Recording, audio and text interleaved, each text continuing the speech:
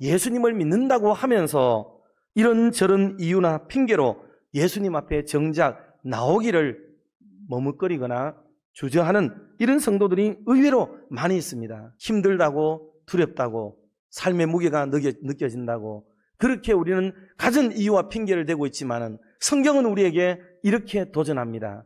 오히려 힘이 들수록, 그러면 그럴수록, 고통스러우면 더 고통스러울수록, 아프면 더 아플수록, 삶의 무게가 더 크게 느껴지면 느껴질수록 의지하고 주님 앞에 더 나아와야 될 존재들이 저와 여러분의 생애인 줄로 믿으시기를 바랍니다. 그런 면에서 오늘 하나님 앞에, 주님 앞에 나오는 우리들이 한 3가지의 중요한 의미들을 생각을 좀 해야 되겠습니다. 첫 번째, 한번 같이 제목을 오늘은 읽어보도록 하겠습니다. 각오하고 나오세요. 각오하고 나와야 됩니다. 오늘 본문 말씀 보면 2절에 이렇게 기록이 되어 있죠. 한 나병 환자가 나와 라고 말씀을 했습니다. 예수님 앞에 나왔어요. 물론 예수님이 찾아가실 수도 있어요. 찾아가신 사례도 몇 군데 나옵니다. 그렇지만은 결국은 그 환자와 고통을 안고 있는 자와 아픔에 가로막힌 자들이 주님 앞에 나오지 아니하고는 해결함을 받기는 실제로는 어려워요. 전체적으로는 예수님 앞에 나오는 게 정답이고 그게 해결의 첫걸음이라는 것을 우리는 알아야 하겠습니다. 그래서 나병 환자도 예수님이 죄인을 구원하신다더라, 질병을 고쳐주신다더라, 주님 앞에 가면 희망이 있다더라, 삶이 바뀌어진다더라, 새로운 국면을 맞이하게 된다더라 하는 얘기들을 이미 익히 소문으로 듣고 잘 알고 있었습니다. 그래서 나병 환자 입장이지만은 그래도 주님 앞에 나오게 되는 이런 모습을 보여주고 있습니다.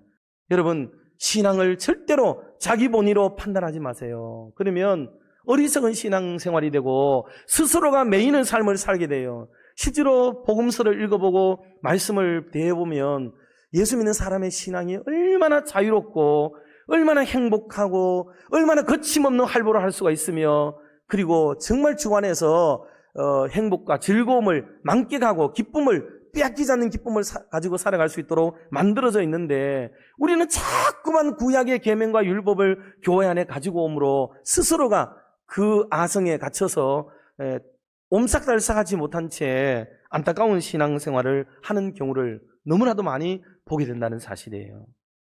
성도 여러분들, 우리는 하나님 앞에 나올 때에 죄인이라는 부담이 있습니다. 다 떨쳐버릴 수가 없어요. 계명적으로 율법적으로 신앙 안에서는 의롭게 된 것은 분명하지만 그럼에도 불구하고 우리의 자의식 속에서는 여전히 우리는 죄인이라는 이것을 벗어버릴 수가 없어요. 왜? 우리는 이런 형사법적인 법리적인 용어에서는 자유함을 누리고 무죄의 선언이 되었지만은, 그러나 현실적으로는 우리의 삶에 여전히 죄 가운데 있는 사람이에요.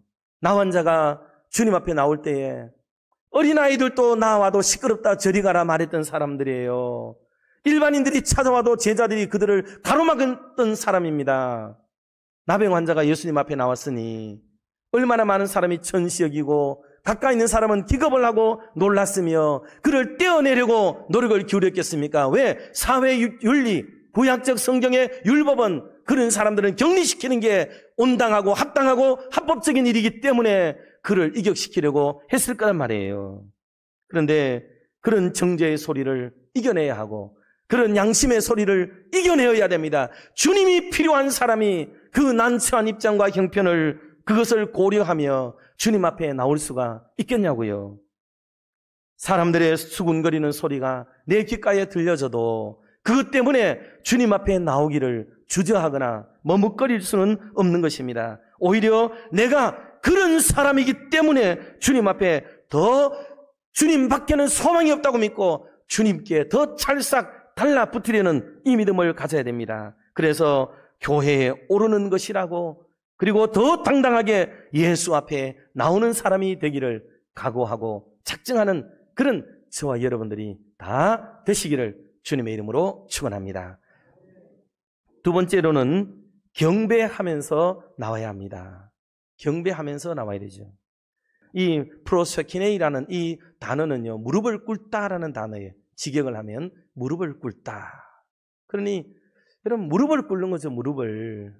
참 이게 신앙의 모습이 무엇이어야 하는지를 우리에게 가르쳐 주는 것 아닙니까? 주님 성전에 올라올 때에 저와 여러분이 무릎을 꿇는 심령으로 올라오시기를 주님의 이름으로 축복합니다. 무릎을 꿇는 마음으로 예수님께 최대의 경의와 존숭의 예를 다하는 마음으로 예수님에 대해서 이미 소문을 많이 들었을 테니까 이제 내 죄를 속량해 주시고 나를 자유케 하시고 나를 건강케 하시고 나를 안전케 하시고 나에게 새 삶을 주시고 나에게 새 빛을 주실 주님을 기대하며 나와 엎드려 절하는 이 나 환자의 이 아름다운 심경을 우리가 소유해야 될 줄로 믿습니다. 그러기에 이 기가 막힐 은혜와 복을 주신 하나님께 무릎 꿇어 경배하며 예배하는 것이 성도의 도리요 당연한 일이 되어야 하는 것입니다. 그러기에 예수 앞에 오는 사람은 하나님을 높이려는 마음과 자세로 성전문을 드나들어야만 하는 거예요. 감히 아무것도 아닌 나 자신을 드러내려고 한다든지 무익할 수밖에 없는 자신을 자랑한다든지 자신이 부끄러운 줄도 모르고 설치는 곳이 교회가 아니란 말입니다. 다만 그 은혜를 인하여 주님께 무릎 꿇는 곳이 교회여야 하는 것입니다. 이런 마음으로 주님 앞에 올라와서 예배하고 주님만 높이는 자랑하는 은혜의 삶을 살아가는 저와 여러분들이 되시기를 주의 이름으로 축원합니다. 마지막 세 번째는 깨끗함을 받아야 되는 거예요. 깨끗함을 받아야 돼요. 주님은 우리가 깨끗하게 살아가기를 원하셔요. 주님이 오늘 우리에게 깨끗하게 되기를 바라시는 마음과 방향성을 정확하게 가지고 계시고 오늘도 좀 부족한 부분이 있고 내일도 좀 모자라는 부분이 있을지라도 끊임없이 우리는 어때요? 일어서서 주님 앞으로 또 일어서서 십자가 앞으로 또 일어서서 보혈 앞으로 또 일어서서 말씀과 기도로 우리 자신을 추스리며 하나님 앞으로 나가는 끊임없는 자기 노력과 신앙의 의지가 그 속에 격발되어질 때에 주님으로부터 이런 말씀을 듣게 될 거예요. 아브라함에게 하셨던 하나님의 음성입니다. 이제야 네가 나를 사랑하는 줄 알겠다 하는 놀라운 은총의 메시지를 들을 수 있는 줄로 믿습니다. 사랑하는 성도 여러분, 오늘 우리가 정결하게 되는 것, 이 샘에 가서 그 샘물을 마심으로 씻음으로 정결케 되듯이 말씀이 저와 여러분을 거룩하게 하는 줄 믿습니다.